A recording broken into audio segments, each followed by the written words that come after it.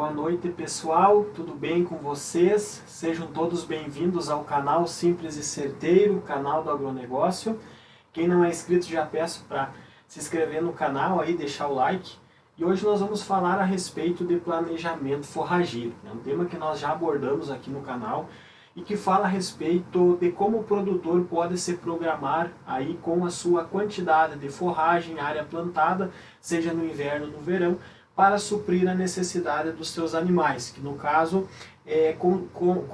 entende-se como plantas forrageiras, né? Muitos confundem isso, né, como planta forrageira sendo uma forragem de solo, mas aqui a gente parte do princípio que toda planta forrageira é uma planta destinada à alimentação dos animais, e hoje nós vamos estar aí colocando um pouquinho sobre essa questão. Porque a gente vai fazer aqui um planejamento forrageiro na prática. Então, tinha assim, ó, tudo que tu estuda lá na tua disciplina de plantas forrageiras, na faculdade, aqui eu vou passar para vocês. Eu tive esse desafio de pegar o nosso curso especialista em leite e carne a pasto 2.0, a aula de 2 horas e 10, e transformar aqui em um vídeo de 25 minutos. Por isso não podemos aí também perder muito tempo. Pessoal, então entenda o seguinte: hoje o produtor de grão que planta soja, que planta milho, que planta trigo, que planta canola, ele consegue mensurar o seu custo. Por quê? Porque ele sabe mais ou menos quantas safras ele vai fazer no ano, se é uma safra, 2 safras, 3 safras.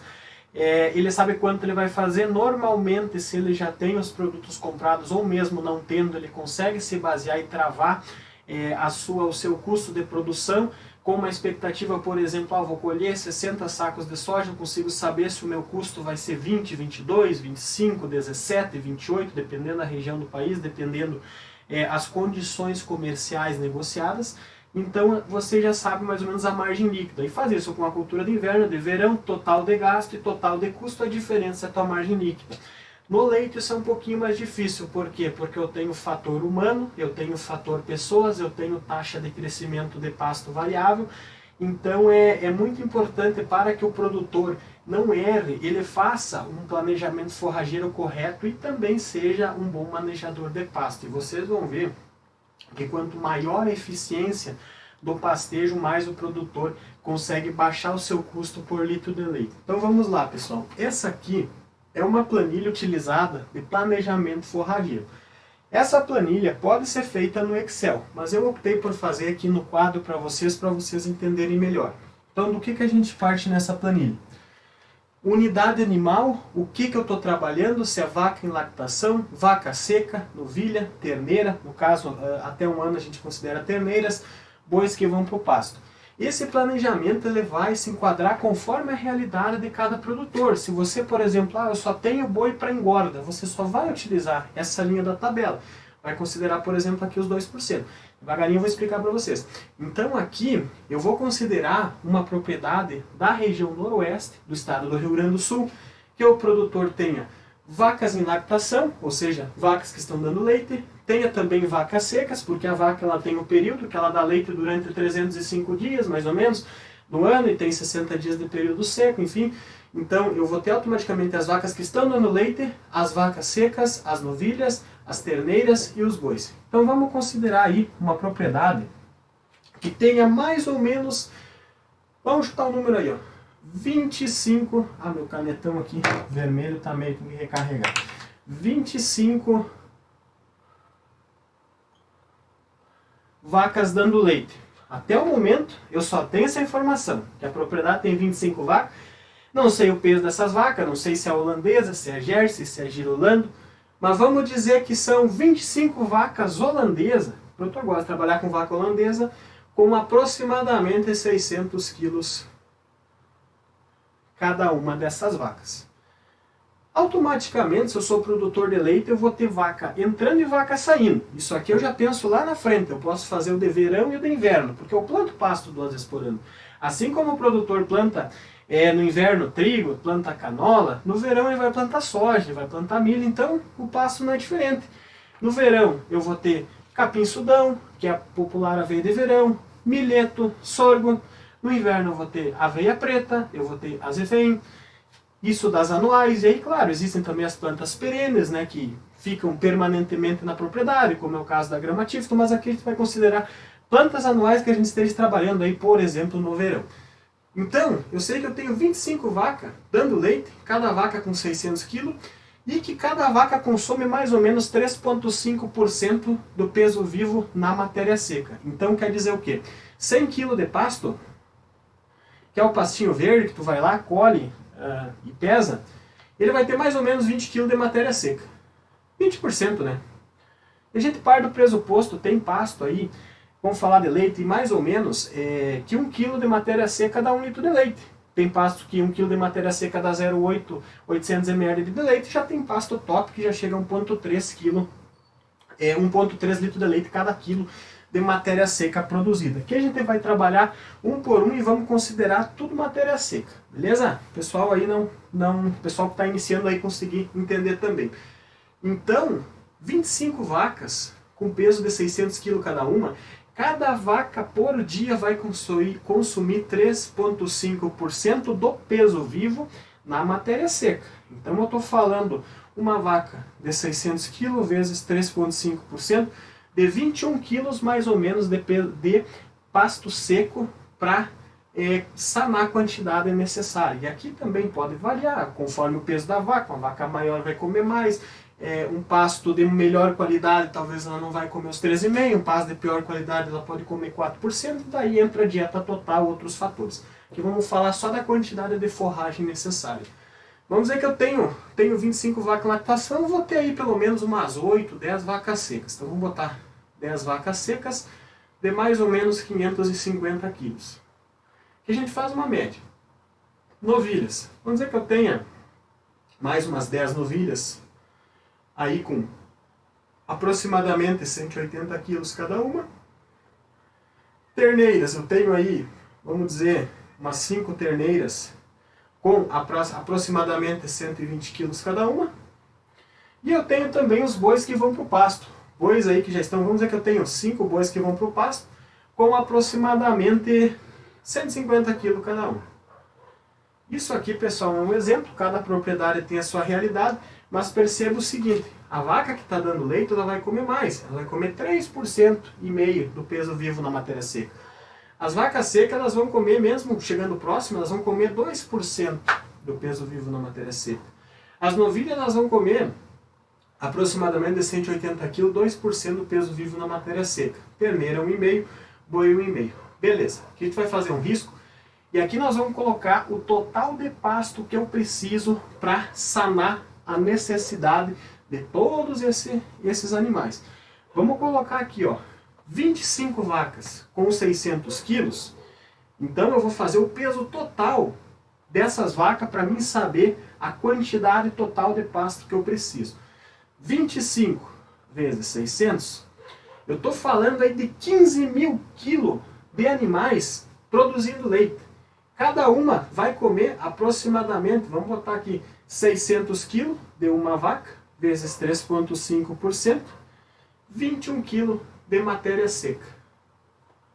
21 kg de matéria seca. Aqui eu vou botar por unidade animal, para vocês entenderem, e total. Então, se cada vaca vai comer 21 kg de matéria seca, e eu tenho 25, que eu vou botar unidade animal, tenho 25 unidades animais, então 21 vezes 25, eu vou precisar 525, aqui é o total de cada lote, né? Aqui eu vou botar o total das vacas, o total das vacas secas, o total das novilhas. Então aqui eu vou precisar de 525 quilos de matéria seca. Vaca seca, eu tenho 10 vacas secas, com 550 quilos cada uma, e cada vaca comendo 2% do peso vivo na matéria seca. Opa, então qual que é a conta? 550 vezes 2%.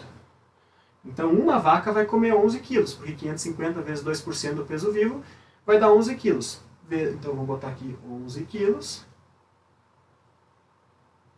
de matéria seca, vezes 10, 110 quilos. Total.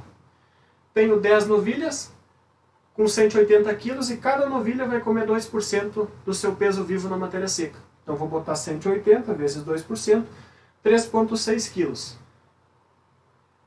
Cada uma na matéria seca. Então vamos mais ou menos fazer o cálculo. 3,6 quilos de matéria seca dá quantos quilos de pasto verde, pessoal?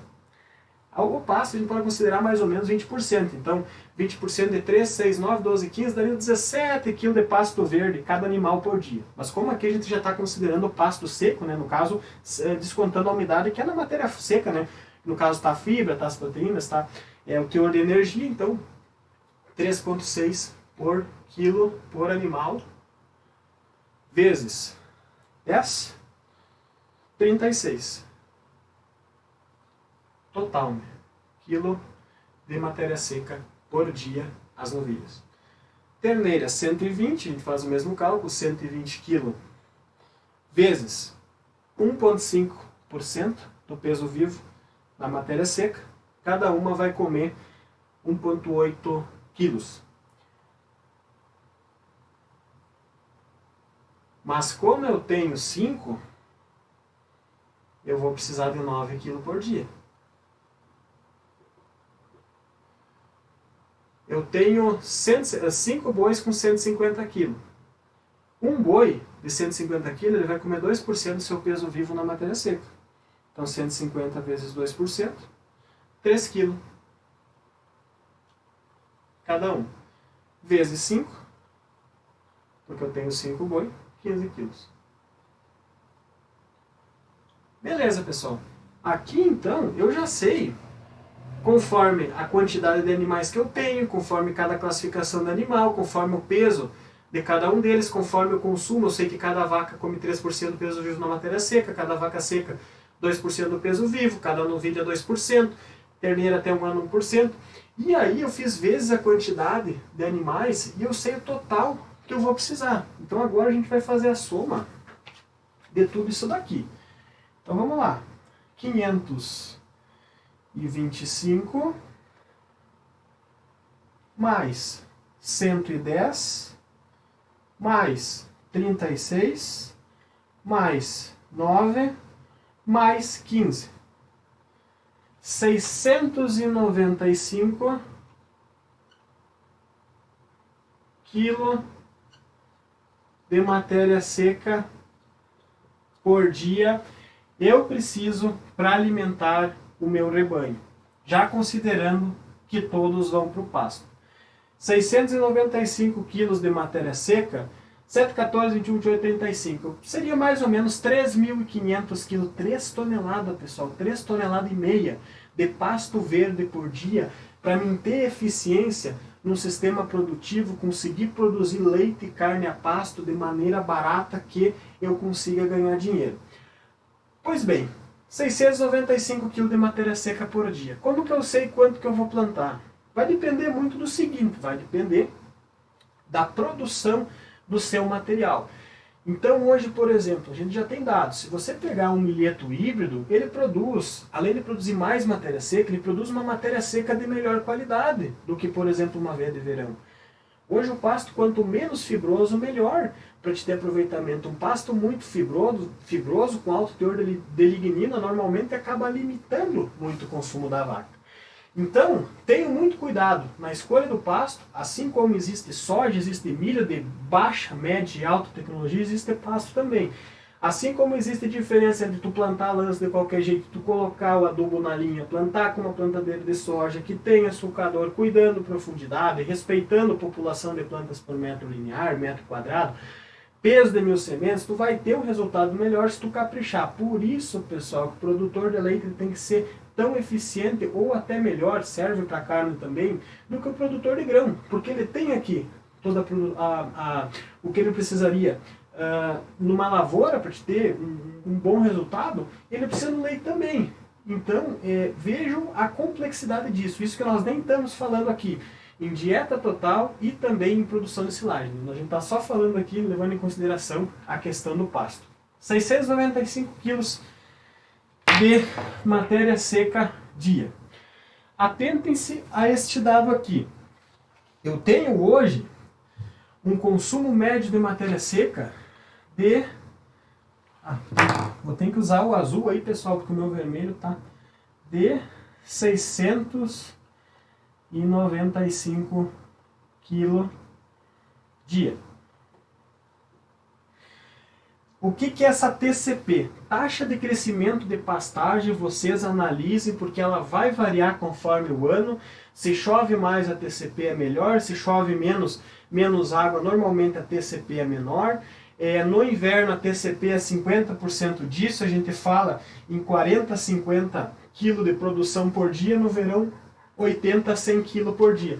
O que isso quer dizer? Automaticamente, se no verão eu vou plantar 20 hectares de pasto, no inverno eu vou ter que plantar 40. Automaticamente. Né? Por causa que a TCP, a taxa de crescimento desse pasto no verão, é praticamente o dobro do que do inverno. Isso com base em várias pesquisas. Mas vamos considerar no verão que o produtor esteja trabalhando aí com sorgo ou um milheto híbrido, pelo menos em 80% da sua área, e que a taxa de crescimento desse pasto seja de 80 kg de matéria seca por dia. Automaticamente, 80 kg de matéria seca por dia, basta nós fazer uma conta simples. Que a gente vai colocar aí 695 quilos e dividir esses 695 quilos por 80. 695 dividido pelos 80 aqui da TCP, eu vou ter uma quantidade aproximadamente de 8,68 hectares que eu preciso plantar de pasto no verão para satisfazer a necessidade das minhas vacas. IEP é uma informação importante, porque o que é o IEP? O IEP vai ser um intervalo entre pastejo.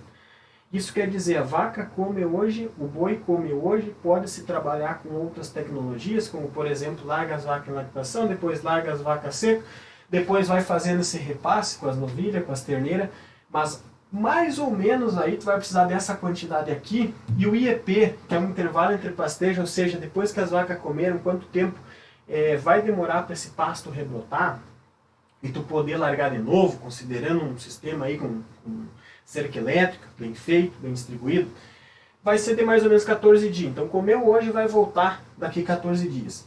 E quantos piquetes tu tem que fazer? Quantas repartição eu preciso fazer nessas 8,68 hectares? Aí vai depender do seguinte, quantos piquetes, como é que está a tua mão de obra? Tu tem gente, tu tem estrutura, tu pode trabalhar com 3 piquetes por dia, você tem condição de botar as vacas pastar de noite, botou as vacas pastar de noite, aumenta o consumo de matéria seca, ainda mais quando a gente fala em vaca holandesa, aqui na região do Rio Grande do Sul, principalmente a região noroeste, aqui, que é uma das mais quentes do estado. Então, colocou as vacas pastar de noite, vai ter ganho. Mas vamos considerar o nosso nível de mão de obra, que o produtor consiga fazer 2 piquetes por dia, que hoje seria o mínimo recomendado. Então, vamos colocar aí 8,68 hectares, ele vai voltar cada 14 dias e vai trabalhar com 2 piquetes por dia. Automaticamente, eu vou precisar de 28 piquetes. Bastante informação, pessoal, mas qualquer dúvida vocês podem comentar aqui, comenta aqui no chat, já deixa o like, se inscreve no canal aqui, que isso aqui, eu vou dizer para vocês, tem estudante que se forma em agronomia que não sabe fazer uma tabelinha básica de planejamento forrageiro. Então, se inscreve no canal aí que eu largo tudo quente para vocês, podem ficar tranquilo. 28 piquetes, qual que vai ser o tamanho desses piquetes? Muito simples, a gente vai fazer o cálculo. 8,68 hectares, vamos botar 8,7 hectares para arredondar, né? 8,7 vezes, qual o tamanho de um hectare, pessoal? Em comprimento e largura, ela é 100 por 100, né? 100 metros por 100 metros, isso vai dar 10 mil metros quadrados, que a gente vai trabalhar com metros quadrados. Então, se um hectare tem 10 mil metros quadrados, eu vou pegar 8,7 hectares, arredondando 8,68, e fazer vezes 10 mil metros quadrados. Então, eu tenho 87 mil metros quadrados de piquete para mim fazer e distribuir esse gado. Essas vacas secas. Só que eu preciso considerar o seguinte, dentro da minha área, muitas vezes eu vou precisar colocar corredor, vai ter algum pedacinho às vezes que costei o mato, não vai dar bem essa quantidade. Então a gente sempre recomenda que o produtor jogue essa quantidade aí, pelo menos 10% a mais. Mas aqui eu vou considerar que toda a área seja 100% e que já esteja incluso os corredores. Mas é possível considerar um pouquinho mais. Normalmente nesses patamares, o produtor que trabalha com silagem, ele vai ter que acabar apertando um pouquinho, porque o que acontece? O que move o pasto é o indicador da folha. Então tu pega, por exemplo, se tu vê que as vacas estão rapando muito o pasto e elas estão comendo dentro daquela quantidade de horas que é recomendada, isso quer dizer o quê? Que tu está deixando muito tempo esse piquete, tu tem que começar a acelerar. De repente, porque tu vai ter diferença de fertilidade na tua área, tu vai ter pasto que passa mais ligeiro, pasto que passa menos, aí tu pode usar a ureia como fator regulador, porque se apertou, coloca mais ureia. Por exemplo, tu vê que está faltando pasto, força a ureia, está sobrando pasto, segura a aplicação dele. Então a gente vai considerar que toda essa área aqui seja utilizada. Então tu vai dividir 87 mil metros quadrados por 28 piquetes, porque eu estou considerando alguns dados que a pesquisa já me falou que cada 14 dias eu consigo voltar no piquete e que eu vou trabalhar 2 por dia. Então 14 vezes 2, 28. Então eu vou dividir esses 87 mil metros quadrados por 28. Isso vai me dar piquetes de 3.100 metros quadrados. Piquetes. Eu vou colocar aqui, pessoal. Vamos botar aqui do ladinho, que a gente já sabe. Quilo matéria seca, 695. Então aqui eu vou ter... Peço desculpas que eu estou só com uma cor, tá? Mas vamos assim mesmo. 28 piquetes de 3.100 metros quadrados. Ou 0,31 hectare. Isso quer dizer que em 1 hectare eu vou fazer 3 piquetes. E que automaticamente num dia minhas vacas vão comer mais de meio hectare. Vão dar 3,1, 6.200 metros quadrados dia. Então vocês vejam como esse sistema ele é complexo. É necessário sim que o produtor de leite, de carne, de gado de corte, ele leve a sua propriedade como um negócio muito rentável. E que ele tenha exatamente essas estimativas, porque isso aqui pode mudar. Mas tem um detalhe, a agronomia ela não é uma ciência exata. Como a matemática, onde 5 mais 5 vai ser 10, aqui ou lá na China vai ser sempre 10. Só que, quando ele faz um planejamento forrageiro, ele dedica tempo, ele vai atrás da pesquisa, ele verifica qual que é o melhor material que mais se encaixa na sua realidade, ele consegue minimizar as chances de erro e automaticamente ter uma melhor gestão do seu negócio. Então, pessoal, fica aqui o vídeo para vocês entenderem como é feito um planejamento forrageiro, num sistema base pasto. E, por exemplo, se o cara trabalha com freestyle, trabalha com compost barn, ele também precisa fazer o planejamento forrageiro. A diferença é que o volumoso vai ser 100% silagem. Ele não vai dar pasto. A única fonte de volumoso vai ser silagem e ração. E aí o que acontece? Um sistema que muitas vezes fica mais caro, porque a proteína que está no pasto, que pode chegar a 24%, 26% num pasto top, no freestyle tu não tem, porque o milho te dá 8% de proteína. O grão do milho, a planta do milho é uma planta muito ruim, não tem nada de bom na planta em si, pro gado, a não ser de fibra digestiva. E ela só perde para cana em qualidade de matéria seca. Então, assim, tudo que não for fornecido via pasto, o produtor vai ter que fornecer no coxo, seja com farelo de soja, seja com uma ração, que normalmente vai ser de 26%, 28%. Produtor que trabalha alinhadinho, afinadinho à base pasto, ele sabe que ele precisa de 85 gramas de proteína disponível para produzir 1 litro de leite. E se o pasto dele está estourando com 26, 28, ele pode baixar. Eu lembro quando eu trabalhei, pessoal, com assistência técnica no leite, nós tínhamos produtor usando ração 12%, 14% num sistema alinhado de pasto. Na época, uma ração 24 era 1,40 o quilo, uma ração 12 era 1 pila. Então o produtor acabava baixando muito o seu custo por litro de leite e com inteligência, sabendo que, botando uma ração mais fraca, ele não teria dificuldade em manter sua produção porque estaria sobrando no pasto.